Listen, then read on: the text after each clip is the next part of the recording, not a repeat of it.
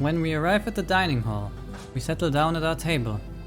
The hotel offers a prix-fixe menu, so all we had to do was confirm our number of diners, and the waitress put in the orders for our meals.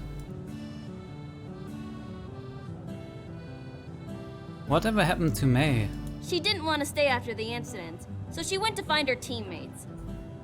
Did she ever finish explaining? None of your business! All of the girls' faces are bright red. Even Valerie's. I wonder if that means she did finish. Soon the food arrives. It's a simple tray of rice, fish and picked vegetables. We quiet down as we all dig in. I hadn't realized how hungry I was until now. I feel a buzz in my pocket. As I pull out my phone, I notice all of my teammates are checking their phones too. It's a group email from Dashu. They're reminding us about our coaching session that was scheduled for tomorrow. It seems that they've received confirmation that Coach Ivan will be on campus to give us a few pointers before our match on Thursday. Yuna wears a broad grin. Did you all get that email? Yeah. I'm so glad Coach Ivan will be on campus. Me too! Oh, he's one of my idols. Really? Of course! He's a working legend. How come I've never heard of him before? He's almost as famous as the Akamis. Sho looks thoughtful. Actually, Mayu, doesn't your family know him? Yes, but not very well. They respect each other, of course, but aren't close friends. That's why I've never met him. I'm looking forward to what he can teach this team. There's a reason why he's won 3 championships and received the MVP award twice. Wow, this guy sounds impressive. I heard no matter where he goes, he always wears his signature helmet. Valerie's heard of him too? Huh, I've heard that too. I wonder if he'll wear it tomorrow. Probably. The team continues to talk excitedly about tomorrow's training session. I soak in each other's story or rumor the team shares about him, and the more I hear about him, the more enthusiastic I feel about meeting him. After we finish up our meals, I want to take another dip into the hot spring. After all, my first session was kind of interrupted. Cho happily agrees, but the girls firmly refuse. They say their good night and retire to their rooms. Cho and I relax in the hot water until we both stifling yawns. Then we decide to return to our room as well. After all, we have an early morning train to catch. I'm exhausted and collapse onto my bed. As soon as my head hits the pillow, I fall asleep. I'm woken up by the crack of dawn by the most irritating clucking noises. Apparently Sho's alarm is of a rooster crowing. Bro, why? After unceremoniously stifling yawns and getting dressed, I make a quick sweep of the room to make sure I packed all of my things. Sho had to make 2 sweeps because he kept yawning during his first and forgetting where he had already locked.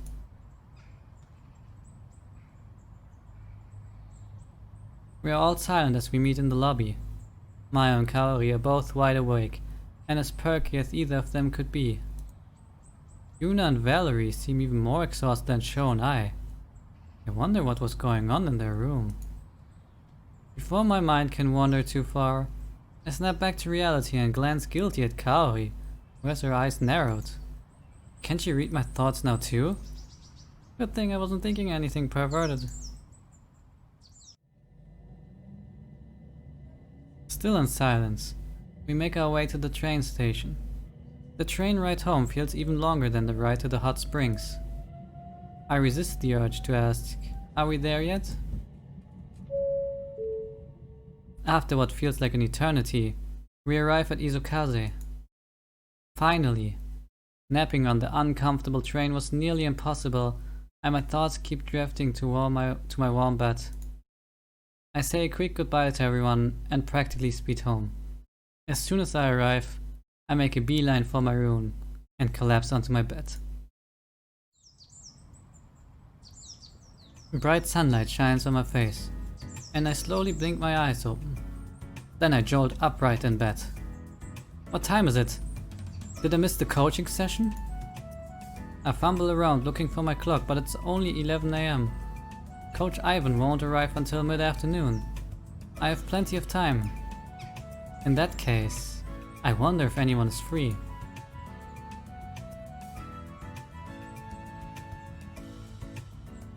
Let's meet with Yuna. I wonder if Yuna's still trying out different clubs. The last couple of times I went with her was pretty fun. Let's see what she's up to. I dial Yuna's number. She seems out of breath when she answers. Hello? Oh, hey Yuna. Checking out any new clubs today? She chuckles. Nope, I've decided on what I want to do. Oh, really? What did you choose? Tennis! I grin. Is that what you're doing now? Actually, I decided to participate in the Tennis Open League today. Does that mean you're going to try out for the school league next year? Maybe. I'm not sure yet. It's still a huge time commitment. But I can always drop in on club matches. Want to come watch? I recall how Yuna schooled me in tennis the last time we played. There's no chance this will be a boring event. Sure, I'll meet you at the courts. Okay, see you soon. We hang up the phone and I make my way to the rec center.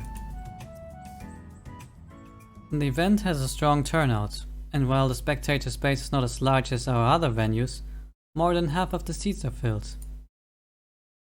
I scan the crowd of students lining the tennis courts in search of Yuna. She's off on her own, leaning into a runner stretch. Hey Yuna.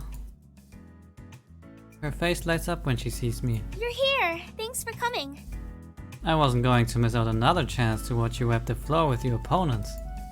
She laughs. It won't be so easy this time. I recognize some of the students from the Ace Tennis League. There's a good chance I'll have to play against them. I take another look at the students holding tennis rackets. Most of them keep to themselves. They wear solemn faces and quietly stretch. A small group of students are gathered in a circle. Those must be the league members. I don't think I know who any of them are. Yuna pauses and points out the one she recognizes. That girl with short hair is also a second year and a pretty strong player on the team. She's actually from my hometown. We trained together in high school. The girl is one of the only students with a smile on her face. She rolls her wrists and lets her racket hang loosely by her side. The guy to her left is a first year. He just made it onto the team, so he's still in training. As Yuna gives me the stats on her opponents, her demeanor changes. Her posture relaxes and her eyes glance alertly around the court. She'd fit right in with the rest of us on the pre-combat room if she were a pilot. And that small guy beside them is actually their star player. Really? I glance skeptically at him. He looks like a high schooler who's still waiting to go through puberty. Yeah, he's a third year and captain of the tennis team. In fact, she Yuna points again to the first girl. will probably take his place as captain next year. He's also left-handed. And that means? I should have worked harder on my backhand. So it sounds like those few are the only real challengers here. That's only as far as I know. There may be some hidden diamonds nobody knows about. Well, even if they are, you don't have to worry about them. I've seen firsthand what you can do, and I know you win this thing. She blushes. Thanks. Spectators are being ushered to their seats as the organizers announce their first matchup. I better go so I can claim a good seat. Yuna nods. The first few rounds are between students I don't know. I half-heartedly watch the matches, as they all kind of bleed together. Finally, Yuna's first match is up. I sit up in my seat and wave as she walks onto the court. She smiles in acknowledgement. Her opponent is a random student I don't recognize. I settle back into my seat. This will probably be a quick match. As I predicted, Yuna demolished the poor guy. Soon, the second round of matches begins, and Yuna is pit against the first year team league player. He scowls at Yuna, but she seems undisturbed. In the end, Yuna demolished him too. He slumps off the stage as I cheer along with the rest of the crowd for Yuna. When she's matched with the girl from the tennis team, the two of them nod in respect for each other. Yuna grips her racket tightly.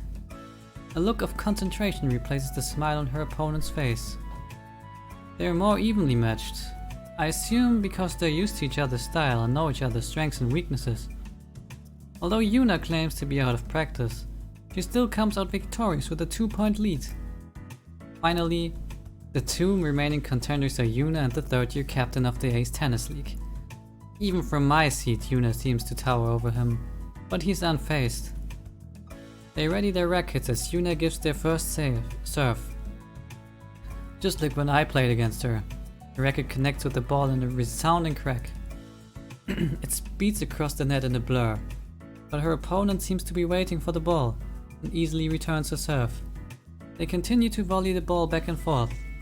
I lean forward in my seat, holding my breath. He strikes towards Yuna's left and her backhand misses. The audience lets out a collective gasp. Their match is the most engaging as the two of them dart across the court. They are tied, and this last point wins the match. Ultimately, Yuna misses another backhanded strike and her opponent is named the victor. I race back down to the courts. Yuna and the captain are speaking, and as I approach, I catch the tail end of their conversation. Did you try out for the league this year? Yuna shakes her head. No, I was focused on my studies and was worried the league might be too much of a time commitment. No wonder I haven't seen you play before. I'll admit I was really impressed by your skills. You should try out for the league next year. I'm positive you'll make it onto the team. Yuna smiles politely. Thank you for the offer. I'll definitely keep that in mind. I hope you do. He glances my way, then politely excuses himself. Hey Yuna. She whirls around to face me. Oh hey! You're great out there. Thanks, but I didn't win. No, but you and the freaking captain of the tennis league were neck and neck for the majority of the match. I know! I thought you would finally realize just how impressive that was and crack a smile, but she frowns instead. Ugh, if only I'd practiced my backhand. I know I could have beaten him in his smug face. Oh, wow. I knew Yuna was competitive, but I had no idea she was this competitive. Let her vent. This was a hard loss, and if I were in her shoes, I'd be just as upset. Better that she gets it out in her system now than later. Yuna continues to mumble to herself, until she naturally begins to calm down. Feel better? A bit. Well, it looks like everyone is leaving. Yeah, we should probably leave too. I'm going to go to the lockers and shower. Thanks for coming out again. This was fun. She smiles. I'll see you later. I say my goodbyes and we head our separate ways.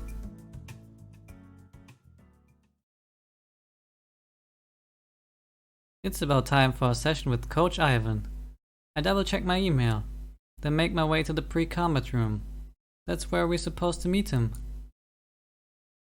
As I walk in, I see the rest of my team crowded around the holo table. I can't believe he sent all this. This is incredible. Yuna grins. Yup, this consultation isn't just for the pilots. It's for everyone on the team.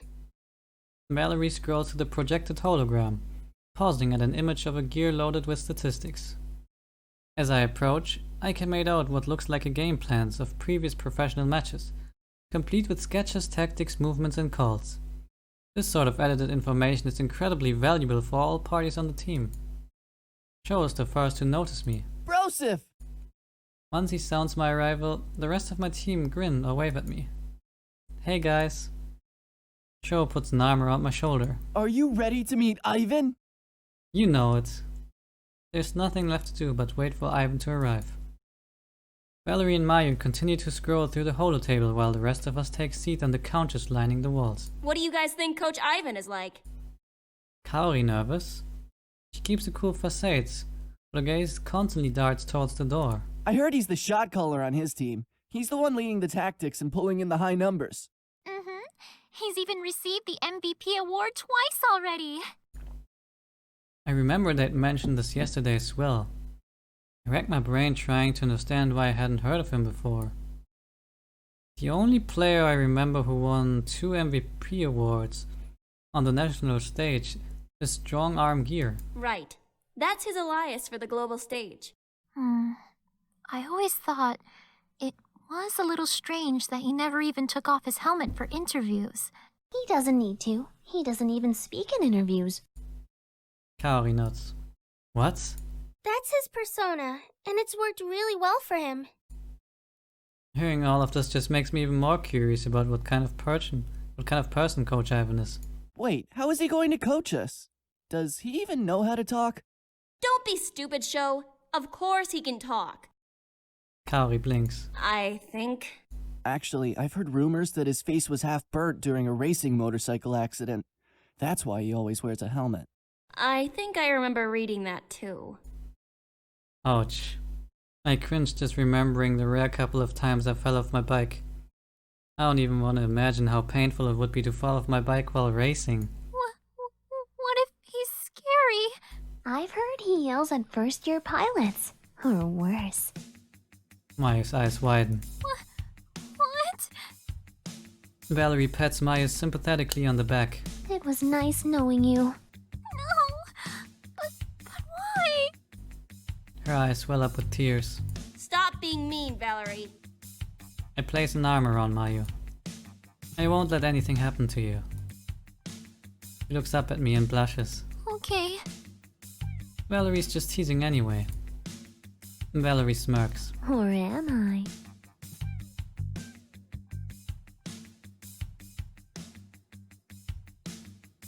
The door slides open, catching all of our attention. A muscular man, well over 6 feet tall, commands the room. He's wearing a leather jacket with black pants. A polished helmet hides his face. He crosses the room with thunderous steps and pauses before us, as large and silent as a mountain. The group glances nervously at each other. Nobody wants to break the silence. Hello. His helmet slowly turns towards me, and I fidget beneath his gaze. I can't see his eyes, which makes this all the more disconcerting. After a moment, his helmet surveys the rest of the team. Kaori remains stoic while Mayu tries to make herself small. Both Yuna and Valerie look uncertain, while Sho seems confused about how he should feel. Coach Ivan nods. He puts his hands on either side of his helmet. Sho catches my eyes in anticipation. Are we actually going to see what's underneath the helmet? Coach Ivan pulls it off in one sweeping motion, revealing a shiny bald head and the most beautiful moustache I've ever seen. Underneath his moustache is a beaming smile. A glorious day to make your acquaintance! What? This jacket has somehow unzipped itself and reveals washboard abs I can only achieve in my dreams. Under the wings of experience, I shall teach you to soar the skies! Kaori's face falls. She looks like her nightmare has come to life. The rest of the girls are mirrors of confusion. Sho, on the other hand, looks as if his dreams have come true. Do you know someone named Tatsuo by any chance? Ivan looks at Sho. Even with a smile, his piercing gaze is unsettling and Sho scoots back. You speak of my nephew? That explains a lot. Yuna stands up. Hi, Mr. Podubny. Thank you for agreeing to coach our team this afternoon. Utter not my family name, for formalities between friends must not exist. Oh, okay. Ivan, thank you. He nods. Of course, we will begin with lesson 1. To sprout into a magnificent tree, we must first water the roots. The foundations? Yes, fiery flower, the roots. Ivan motions us to the holograph. We cautiously approach and Ivan projects an image of a seed. First, the seed requires sunlight, water, carbon dioxide, and rich soil. The key to remember is the symbiotic relationship between plant and environment. Through light energy absorbed by chlorophyll, conversion occurs of carbon dioxide and water to create glucose and oxygen. Have I fallen asleep and started dreaming I'm in class again? Jeez, this is like listening to Valerie explain. Wow. Did you say something? Sho rubs his fresh bruise. Of course not, nothing at all. Good. Valerie turns back to the holograph. Sho looks at me. I think she's been hanging around Kaori for too long. Wham. Did you say something? No! No! You dare question the wondrous feat of photosynthesis? Ivan stalks up to Shaw and stares him down. His mustache drops in disappointment. No? Yes! Yes, that it's wondrous! Please don't hurt me! Ivan stares suspiciously at Shaw before resuming his lecture. We try to follow the best we can as he continues to talk. After finishing his lecture on planet science, he looks at all of us. Understood? He's met with silence. Ivan uses his fingers to elongate his mustache in great thought. Demonstration will triumph explanation? Yes, please. Ivan nods solemnly. Make haste to the simulations! As soon as we enter the simulation, Ivan sets us up to spare with AI gears. Once the match is over, he points out where we lost focus or how we could have prevented getting hit, then gives us suggestions of how to tighten up as a unit. Once he shared his insights, he sends us back in for another round. While we fight the AIs, Ivan and Valerie talk quietly about simple fixes to our gears. He seems pleased by what Valerie shares with him. I assume she mentioned the original tweak she added to her gears when she first joined the team. The more Valerie talks, the more animated Ivan becomes. Yuna watches everyone closely and jots down notes on her tablet. I have a feeling she's recording feedback on our session with Coach Ivan, as well as recording feedback from our simulated matches. Based on just the brief notes Ivan provided on our first match, our second match felt worlds apart from the first. It's quite apparent why he won 2 MVP awards. He truly lives up to this title of strong arm gear. So long as you can decipher what he says.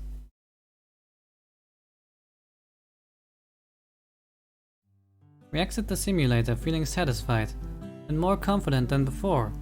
Ivan greets us by the holotable. And so the dial of time lands for my departure. Thank you so much, Mr. His icy gaze fails on Shaw. Thanks, Ivan. Ivan smiles. We appreciate your time. And all this data analysis will help me fine-tune the gears to give him that extra boost. We can't lose after a training session like that. Ivan begins to sniffle. Is something wrong? He rubs his eyes with his forearm. You guys Suddenly, Ivan scoops all of us into a group hug. make me so proud! He squeezes us so tightly I gasped for air. Showmoth helped me, while trying to wriggle free. Mayu looks terrified as she's squished into Yuna's chest. Valerie tries to hug Ivan's arm while Kaori looks like a deer in headlights and struggles to break free. Ivan doesn't notice. Hey! After one last squeeze, he releases us and lets out a deep sigh.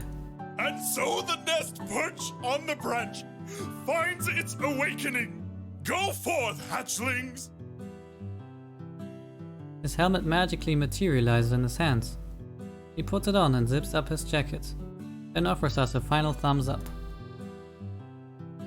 We wave goodbye as he heads out, calling out our thanks to his retreating form. Man, I am so pumped for our match tomorrow. Me too. Should we get some practice in while we can? Kaori shakes her head. I think Valerie needs to make the recommended calibrations first. Yep. They aren't major control changes or anything, so you won't feel a difference while piloting. You'll just get better energy efficiency based on piloting patterns Ivan pointed out. Kaori nods. That's exactly what we need. Ah, okay. So, what do we do until then? It is reading week. No, Mayu, don't say it. No! No!